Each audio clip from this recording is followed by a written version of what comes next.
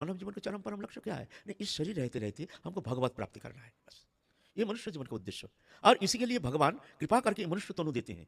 मनुष्य तनु देने का कारण ही एकमात्र है भगवत प्राप्ति। भगवत प्राप्ति का साधन एकमात्र मनुष्य तनु।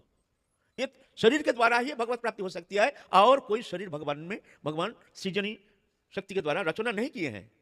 देव शरीर भी भगवत प्राप्ति में असमर्थ, भगवत प्राप्ति नहीं कर सकते। देवता लोग तरसते हैं हमको भारत भूमि में मनुष्य शरीर मिले, हम भी भजन करके भगवत चरण प्राप्त करके दिव्य आनंद सिंधु में निमग्न हो जाएंगे। क्योंकि वो लोग जानते हैं जो शुभ मंगल कार्य करने के कारण हम लोग स्वर्ग में आए हैं।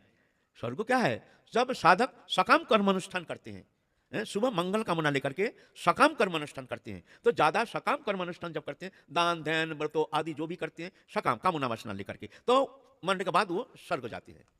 और भगवत प्राप्ति जब साधक कुछ नहीं चाहिए, उनके कर्मों के एकमात्र उद्देश्य है भगवत प्रसन्नता। हमको कुछ नहीं चाहिए, हमारे कर्मों के एकमात्र उद्देश्य है प्रभु तुम्हारी प्रसन्नता, बस तुम प्रसन्न हो जाओ, हमको कुछ नहीं चाहिए।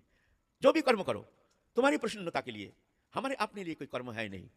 ऐसे भावना लेकर के समस्त इंद्रिय के द्वारा भगवत प्रसन्नता संपादन के लिए भगवत चरण में समर्पित होकर के, अहंकार मुक्त होकर के, दास बन के, प्रभु का कर्ता मान करके जब कर्म संपादित होता है तो वो कर्म उसका मुक्ति का कारण होता है। और वही कर्म जब कर्ता बन के भोग स्पृहा लेकर के दृश्यमान जागतिक भोग पदार्थ में आसक्त होकर के भोग वस्तु प्राप्ति का लालसा लेकर के उत्तृत्व अभिमान लेकर कर्म संपादन करते हैं, तो वो कर्म उसका बंधन का कारण हो जाता है। और साधक फिर कर्म चक्र में आवर्तित होने के लिए, फिर मरने के बाद जन्म मृत्यु चक्र में फिर आवर्तन के लिए तैयार हो जाता है। यह है कर्म।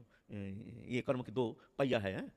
एक है भगवत कर्म और एक है भोग कर्म। एक भोग एक जोग।